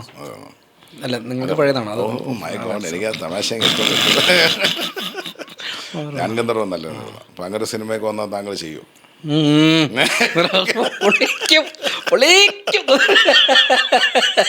ശരത്സഭ ഞാൻ ഗന്ധർവൻ. ഏതെങ്കിലും ഒരു ക്യാരക്ടർ പഴയ സിനിമകളിൽ നിന്നും ചെയ്യാൻ ആഗ്രഹിച്ചിട്ടുണ്ടോ? ഒന്നുമില്ല, എനിക്ക് പുതിയ ക്യാരക്ടർ ചെയ്താൽ നൈസിന് എസ്കേപ്പ് ചെയ്തില്ല. നമുക്ക് വിടക്കാം, എല്ലാം ഉണ്ടോന്നുള്ള കഴിക്കാം. അതെ, പുതിയ പ്രോജക്ട്സ് കൊഴുട്ടുകൊണ്ട് പറഞ്ഞോളൂ. വരുന്നു, പരിപാടികൾ വരുന്നു. അന്യ സംസ്ഥാനങ്ങളിൽ നിന്നും സിനിമകൾ വരുന്നുണ്ട്. ആഗ്രഹിക്കുന്നു, തമിഴ് പടമൊക്കെ ചെയ്യാൻ ആഗ്രഹമുണ്ട്. നന്നായി വരട്ടെ. ഇപ്പോൾ ഷാറൂഖ് ഖാൻ എന്നുള്ള സിനിമ നടൻ ഏകദേശം ഹിന്ദി സിനിമകളിൽ അല്ലേ? എനിക്ക് ഹിന്ദി അറിയത്തില്ല. അറിയില്ല. അപ്പോൾ ഹിന്ദി സിനിമ കാണാറില്ലേ? വിരളമാണ്. ഇപ്പോൾ ഏത് മലയാളം മാത്രമാണോ കാണുന്നത്? തമിഴും കാണാറുണ്ടല്ലോ. രജനീകാന്തിനെ എടുക്കാം. ഇല്ല, ഷാറൂഖ് ഖാൻ അറിയില്ല എന്നല്ലാട്ടോ ഞാൻ പറഞ്ഞത്. ഷാറൂഖ് ഖാൻ അറിയാതെ കഥാപാത്രമാണ് ഹിന്ദി സിനിമ. Please note. അതല്ല, അന്യ സംസ്ഥാന സിനിമകൾ എന്നൊക്കെ പറഞ്ഞുകൊണ്ട് എന്നെ അവിടെ ചെയ്യാൻ ആഗ്രഹമുണ്ട്. ഹിന്ദി അറിഞ്ഞൂടാത്ത, ഹിന്ദി അറിഞ്ഞൂടാലും പുള്ളി ഹിന്ദിയിൽ അഭിനയിക്കും അല്ലേ? ഈ രജനീകാന്ത് മൂവീസ് ഇഷ്ടമാണോ? അല്ലേ? രജനീകാന്ത് മൂവീസിൽ ഏറ്റവും ഇപ്പം എല്ലാ സിനിമകളിനകത്തും മലയാളം ബേസ് ചെയ്തൊരു വില്ലൻ വരാറുണ്ട്. ഇപ്പം വിനായകൻ വന്നു അല്ലേ, സൗബിൻ വന്നു. അങ്ങനെ ഒരു കിടിലം വില്ലൻ ക്യാരക്ടർ താങ്കൾക്ക് വന്നാൽ താങ്കൾ ചെയ്യുമോ എന്ന് ചോദിച്ചാൽ ചെയ്യൂ? ഞാൻ വരും, താങ്കൾ ചെയ്യണം. ഇപ്പൊ ഉള്ളത് ചായ കുടിച്ചോ? എന്തായിരുന്നു ഇത്? Blue tea. മുടി റെസ്റ്റോറൻറ്റ് വല്ലതും സ്റ്റാർട്ട് ചെയ്യും? അങ്ങനെ സിനിമാ താരങ്ങളൊക്കെ ചെയ്യുന്നുണ്ട്. കൊളാബിടും.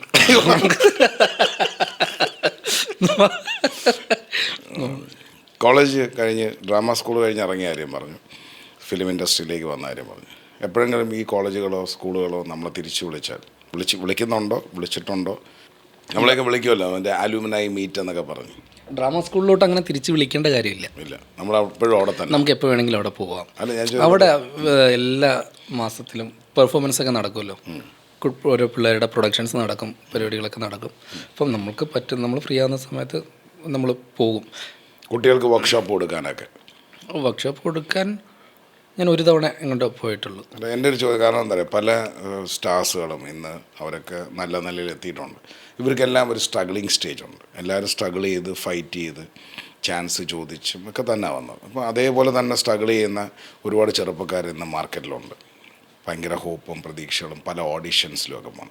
അവർക്കായിട്ട് കൊടുക്കാൻ എന്തെങ്കിലും മെസ്സേജ് ഉണ്ടോ സഭയുടെ? എനിക്ക് ഇതാണ് അതിൻ്റെ രീതി എന്ന് പറഞ്ഞിട്ട് പറയാനും കൊടുക്കാനും ഒന്നുമില്ല. ഞാൻ എൻ്റെ എക്സ്പീരിയൻസ് പല സ്ഥലങ്ങളിലും പറഞ്ഞിട്ടുണ്ട്. അതുവഴി ഇപ്പം ഞാൻ ഈ സിനിമയിലെത്താൻ ഉള്ള കാരണം ഓഡീഷൻസ് പരിപാടികളാണ്. പക്ഷേ ഡ്രാമ സ്കൂൾ ഒരു ഭയങ്കര ഹെൽപ്പായില്ലേ? വളരെ അല്ലേ? ഇന്നത്തെ കാലത്ത് കുട്ടികൾക്ക് ഒരു ഡ്രാമ സ്കൂൾ ലെസൺസ് എടുക്കുന്നത് നല്ലതാണ് എന്നൊരു ഗൈഡൻസ് കൊടുത്തൂടെ? ഒരു ആക്ടർ എന്നുള്ള ഇതിൽ ഭയങ്കരമായിട്ട് ഇമ്പ്രൂവ് ചെയ്യാൻ ഇത്തരത്തിലുള്ള പഠനങ്ങൾ സഹായിക്കും അല്ലേ? അത് മാത്രമാണ് ഞാൻ ഉദ്ദേശിച്ചത്. അത് പക്ഷേ ഇപ്പോഴും എൻ്റെ റൂംമേറ്റിലുള്ള ടീംസും ഇപ്പോഴും ഡ്രാമ സ്കൂളിലും അഭിനയമൊക്കെ പരിപാടി ഉണ്ടായിട്ടും ഇതിലോട്ട് ഭയങ്കര നല്ല ആക്ടേഴ്സ് ഇതിൽ ഇൻഡസ്ട്രിയുടെ അവസരങ്ങൾ അവർക്ക് അതൊരു അങ്ങനെ ഇതുണ്ട്. അപ്പം ട്രൈ ചെയ്തുകൊണ്ടിരിക്കണം അല്ലേ? പണ്ട് പറഞ്ഞ കണക്ക് എല്ലാവരുടെ തലയുടെ മുകളിലൂടെയും ഒരു ഭാഗ്യദേവത പറന്നു പോകുന്നല്ലേ. അപ്പം ഇതെല്ലാം ഒരു നമുക്കിപ്പം എന്താണ് ഒരു കോൺഫിഡൻസും ഒരു ഇതും എല്ലാത്തിനൊക്കെ ഒരു ട്രെയിനിങ് നല്ലതായിരിക്കും. അമ്മയച്ഛനും താങ്കളുടെ ഇന്നത്തെ ഒരു കരിയർ ബിൽഡ് ചെയ്ത് അവർക്കൊരു സർപ്രൈസ് ആണോ അതോ അവർ എക്സ്പെക്ട് ചെയ്തതാണോ? സർപ്രൈസ് ആയിരിക്കും. സർപ്രൈസാണ്. സംസാരിക്കുമ്പോൾ ഒരു അല്ലേ, ഇതെൻ്റെ മകൻ്റെ ഒരു പെർഫോമൻസ് കാണുമ്പം അതിശയത്തോടുകൂടി താങ്കൾ തന്നെ കണ്ട താങ്കളുടെ ഏതെങ്കിലും ഇപ്പോൾ സ്ക്രീനിൽ കാണുമ്പോൾ ഞാൻ ചെയ്തു വെച്ചതിൻ്റെ റിസൾട്ട്, ഫോർ എക്സാമ്പിൾ നമ്മളൊരു ഡിഷ് കുക്ക് ചെയ്ത് കഴിഞ്ഞ് നമ്മളൊരു എക്സ്പെക്റ്റേഷൻ ഉണ്ടല്ലോ, പക്ഷെ അതിനെക്കാട്ടിയും അതിനെ റിസൾട്ട് ചെയ്യിപ്പിച്ച ഏതെങ്കിലും ഡിഷ് പോലെ ഏതെങ്കിലും ക്യാരക്ടറുണ്ടോ? ലോക അങ്ങനെ ഒരു സിനിമയായിരുന്നു. ലോക ഒരു സിനിമയായിരുന്നു. ജാനമനും അങ്ങനെയായിരുന്നു. ഇപ്പോൾ തലവര ആണെന്നുണ്ടെങ്കിലും അങ്ങനെ ആയിരുന്നു നമ്മൾ. പക്ഷേ കൂടുതലും ജാനമനായിരിക്കും എനിക്കങ്ങനെ എൻ്റെ ഫസ്റ്റ് അനുഭവമാണത്. എൻ്റെ ബാക്കിയുള്ള പരിപാടികളെല്ലാം ഇങ്ങനെ ചെയ്തിട്ട് ഒരു പ്രതീക്ഷയോടെ ഇങ്ങനെ കാത്തിരിക്കുന്ന സമയത്ത് പ്രതീക്ഷിക്കാതെ എനിക്ക് അത്രയും ഒരു ഇത് കിട്ടുന്നത് ജാനമനിൽ ആയിരിക്കും. ഒരുപാട് ആൾക്കാർ വിളിക്കുന്നു, മെസ്സേജ് ചെയ്യുന്നു, മറ്റു പരിപാടികൾ പറയുന്നു, അപ്രിസിയേഷൻ. അപ്പം അതിൻ്റെ ഒരു ഫസ്റ്റ് അനുഭവമാണ്. പിന്നെ അതുപോലെ പിന്നീട് ചെയ്യുന്ന എല്ലാ ഇതിലും അങ്ങനെ ഉണ്ടാകുമെന്ന് വിചാരിച്ചു. പക്ഷെ അങ്ങനെ എല്ലാത്തിലൊന്നും അതുപോലെയൊന്നും ഉണ്ടായിരുന്നില്ല. പിന്നെ ഇപ്പം ലാസ്റ്റ് ലോകയിൽ അങ്ങനെ അത് വീണ്ടും താങ്കൾ കുക്ക് ചെയ്തൊരു റെസിപ്പി പോലെ തന്നെ ആയി ലൈഫും. അവിടെ ഇരുന്ന് അല്ലേ പച്ചമുളകും ഇഞ്ചിയും എല്ലാം എടുത്തിട്ട് റൈസ് കുക്ക് ചെയ്തപ്പോൾ ഒരു ബ്യൂട്ടിഫുൾ ഡിഷ് വന്നെന്ന് പറഞ്ഞ കണക്കായിരുന്നു അല്ലേ ഫസ്റ്റ് മൂവി. അതൊരു ഭയങ്കര എക്സ്പീരിയൻസ് തന്നെയാണെന്ന് വിശ്വസിക്കുന്നു. ബീങ് എ ഷെഫ് നമ്മൾ കുക്ക് ചെയ്യുമ്പോഴും നമുക്ക് അതിൻ്റെ റിസ്ക് എലിമെൻറ്റ്സ് ഉണ്ട്. നമ്മൾ പല ടെൻഷൻ ആവാറുണ്ട്. എങ്ങനെയായിരിക്കും ക്ലയൻറ്റ് അല്ലെ ഗസ്റ്റ് എങ്ങനെയായിരിക്കും നമ്മളെ ഫുഡിന് റിസൾട്ട് ചെയ്യുന്നത്. പിന്നെ ഓവർ ദി എക്സ്പീരിയൻസ് ടേസ്റ്റ് ബഡും ഒക്കെ അറിഞ്ഞിട്ട് അല്ലെങ്കിൽ പാലറ്റ്സ് അറിഞ്ഞിട്ടായിരിക്കും നമ്മൾ കുക്ക് ചെയ്യുന്നത്. ഒരുപാട് സന്തോഷം ഈ ഒരു പ്രോഗ്രാമിൽ പങ്കെടുക്കാൻ വന്നതിൽ. So that is dine with Nalan. ഇന്ന് എൻ്റെ കൂടെ ഉണ്ടായിരുന്നത് എന്നെ സംബന്ധിച്ചോളം ഒരു wonderful star, beautiful actor Sharat Sabha. Thank you so much സഭ. സഭ എന്നുള്ള പേര് എങ്ങനെ ഉണ്ടായി എന്നുള്ളതെല്ലാം ബാക്കിയുള്ള ഇൻ്റർവ്യൂസിലൊക്കെ പറഞ്ഞിട്ടുണ്ടാവും. അപ്പം ആ ഇൻ്റർവ്യൂസും കാണുക. ഇത് ശരത് സഭയുടെ കുട്ടിക്കാലവും ഈ പറയുന്ന കോളേജ് ലൈഫും ഒരു സൗഹൃദ സംഭാഷണവും അല്ലേ, ബാക്കിയുള്ളവർക്ക് ഇതെല്ലാം ഒരു ഇൻസ്പിറേഷനോ ഇൻഫ്ലുവൻസ് ആവുന്നെങ്കിൽ ആകട്ടെ. Thank you so much for being with me and hope you have enjoyed. എൻ്റെ ബ്ലൂ ടീം എല്ലുണ്ടയൊക്കെ ഇഷ്ടപ്പെട്ടു എന്ന് വിശ്വസിക്കുന്നു. എങ്ങനെ ഉണ്ടായിരുന്നു എക്സ്പീരിയൻസ്? ഭയങ്കര രസമായിട്ട്. നമുക്ക് നേരത്തെ അറിയാവുന്നവരല്ലേ, അപ്പം എന്താണ് പണി വരുന്നത് ചോദ്യങ്ങൾ ഇങ്ങനെ വരുന്ന സമയത്ത് ഇങ്ങനെ ഞാനിങ്ങനെ ആലോചിക്കും. പക്ഷേ ഭയങ്കര രസമായിരുന്നു. Thank you so much for being with me. Thank you. Bye bye from chef നലൻ.